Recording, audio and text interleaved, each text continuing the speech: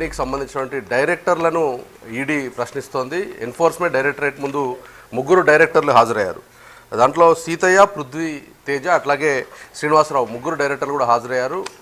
Last time అంటే ఏదైతే 2019లో CBI central bureau of investigation చేసినటువంటి ఎంక్వైరీలో వీళ్ళు చేసినటువంటి ఏవైతే ఆరోపణలు ఉన్నాయి, ఎందుకంటే ఫస్ట్ జార్ఖండ్ రాష్ట్రంలో జరిగినటువంటి ఈ రాంచీ ఎక్స్ప్రెస్ హైవేకి సంబంధించిన విషయంలో మొత్తం 163 కిలోమీటర్లు నేషనల్ హైవే 33కి సంబంధించినటువంటి ప్రాజెక్టులో దానికోసం 1,151 కోట్ల రూపాయల ఎస్టిమేషన్ ఉంది. దాంట్లో కొంత నిధులు కెనరా బ్యాంక్ లీడ్ తీసుకొని ఒక 5 కంపెనీల నుంచి రుణాలు తీసుకున్నారు. సో తీసుకున్నటువంటి రుణాలు ఏవైతే ఉన్నాయో అందులో ఉన్నటువంటి బడ్జెట్లో ఆ డబ్బును ఈ రాంచీ ఎక్స్ప్రెస్ హైవేకి సంబంధించినటువంటి రోడ్డు నిర్మాణ పనులకు కేటాయించాల్సి ఉంటుంది. కానీ అట్లా కాకుండా దాంట్లో నుంచి 264 కోట్ల రూపాయలని దారి మళ్లించాలనేది ప్రధాన ఆరోపణ. దానిపైనే జార్ఖండ్లోని హైకోర్టులో పిటిషన్ దాఖలైంది. సో దాని తర్వాత సీరియస్ ఫ్రాడ్ ఇన్వెస్టిగేషన్, ఎట్లాగైతే రాష్ట్రాలకు సంబంధించినటువంటి కరప్షన్ సంబంధించినటువంటి కంట్రోలింగ్ చేసినటువంటి ఇన్వెస్టిగేషన్ ఏజెన్సీలు ఉంటాయి, అట్లా serious fraud investigation first enquiry చేసి దాంట్లో 264 కోట్ల రూపాయలు దారి మళ్లించిన మాట వాస్తవం తేల్చిన తర్వాత 2019లో సిబిఐ ఈ కేసును టేకప్ చేసింది. దాని తర్వాత ప్రాజెక్టులో ఎట్లా డబ్బు 264 కోట్ల రూపాయల్లో ఎక్కడెక్కడికి డబ్బు ట్రాన్స్ఫర్ అయిందన్న విషయం పైన ఒక నివేదికను కూడా సమర్పించింది.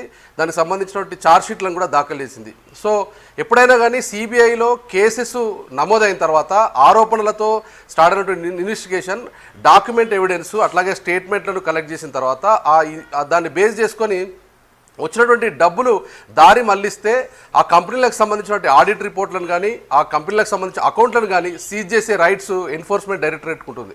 సో ఈడీ డైరెక్ట్గా ఈ కేసులో ప్రైమరీ అఫెన్స్ ఎస్టాబ్లిష్ అయింది కాబట్టి ఈడీ ఇన్వాల్వ్ అయింది. ఈడీ ఇన్వాల్వ్ అయిన తర్వాత దాన్ని ఎంక్వైరీ చేసిన తర్వాత దారి మళ్లించారు. మొత్తం ఏదైతే రాంచీ ఎక్స్ప్రెస్ హైవేస్ సంబంధించినటువంటి ప్రైవేట్ లిమిటెడ్ కంపెనీతో ఈ ప్రాజెక్ట్ స్టార్ట్ చేశారు. కానీ మధుకాన్ ప్రైవేట్ లిమిటెడ్, మధుకాన్ సంబంధించినటువంటి 2-3 గ్రూప్ ఆఫ్ కంపెనీస్ ఉన్నాయి. దాంట్లోకి నిధులు మళ్లించిన విషయం నిర్ధారించుకున్న తర్వాత ఎన్ఫోర్స్మెంట్ డైరెక్టరేట్ ఈ ముగ్గురు డైరెక్టర్లకు అట్లాగే ఎంపీ నామా నాగేశ్వరరావుకి నోటీసులు జారీ చేశారు. ఈరోజు ఈడీ ముందు ముగ్గురు డైరెక్టర్లు హాజరయ్యారు. అట్లాగే మరికొద్ది సేపట్లో ఎంపీ నామా నాగేశ్వరరావు కూడా హాజరయ్యే అవకాశం ఉంది.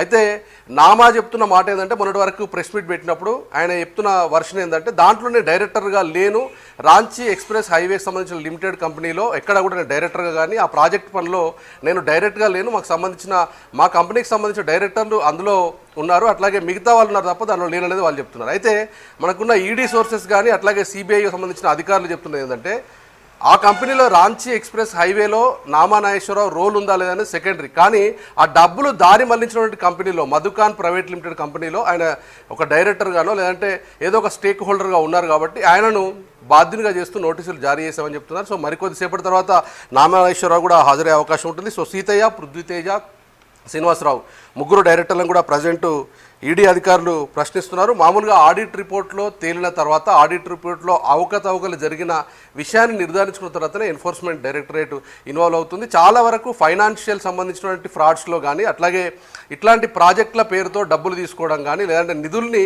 ఒక కంపెనీ నుంచి ఇంకో కంపెనీకి మళ్లించడం కానీ సూట్ కేస్ కంపెనీని ఏర్పాటు చేయడం కానీ లేదంటే ఎలాంటి కార్యకలాపాలు లేకుండానే కొన్ని కంపెనీలను సృష్టించి ఆడిట్ రిపోర్ట్ కోసం ట్యాక్స్ ఎగ్జామ్షన్ కోసం ఈ కంపెనీలను యూజ్ చేసినప్పుడు దాన్ని అట్లాంటి డొల్ల కంపెనీలని ఫైండ్ అవుట్ చేసి ఈడీ సాధారణంగా ఎంక్వైరీ ఫైండ్ అవుట్ చేసిన తర్వాత నోటీసులు జారీ చేస్తుంది. దానికి సమాధానాలు చెప్పాల్సి ఉంటుంది. అక్కడ నుండి వాళ్ళకి సంబంధించిన చార్టర్డ్ అకౌంటెంట్ కానీ ఆడిటర్లు కానీ వాళ్ళు బుక్స్ని తీసుకెళ్ళి వాళ్ళ ముందు చెప్పాల్సి ఉంటుంది. మెయిన్గా సిబిఐ చేసినటువంటి కేసులో ఉన్నటువంటి సీరియస్ అలిగేషన్స్ ఏంటంటే నకిలీ పత్రాలు సృష్టించడం, ఫోర్జరీ, అట్లాగే ఫాల్స్ డాక్యుమెంట్లను సృష్టించారు. వాటిని బేస్ చేసుకొని రాంచీకి సంబంధించినటువంటి ఎక్స్ప్రెస్ హైవే లిమిటెడ్ సంబంధించి ఏదైతే ఈ 163 కిలోమీటర్ల రోడ్డు నిర్మాణం పనులు చేపట్టాలో దాన్ని సకాలంలో కంప్లీట్ చేయలేదు. సేమ్ టైంలో అందులో నిధుల్ని మళ్లించి మధుకాన్ ప్రైవేట్ లిమిటెడ్కి పంపించారు కాబట్టి అది ఎస్టాబ్లిష్ అయింది. కాబట్టి ఈరోజు ముగ్గురు డైరెక్టర్ని అట్లాగే ఎంపీ నామా నాగేశ్వరరావుని క్వశ్చనింగ్ చేయడానికి పిలిపించారు. మరి ఇప్పుడైతే ప్రజెంట్ అయితే డైరెక్టర్లు వాళ్ళ ముందు హాజరయ్యారు. నామా నాగేశ్వరరావు కూడా ఈడీకి ముందు మరికొద్దిసేపట్లో హాజరయ్యే అవకాశం ఉంది. Okay Sampath, thanks for the updates.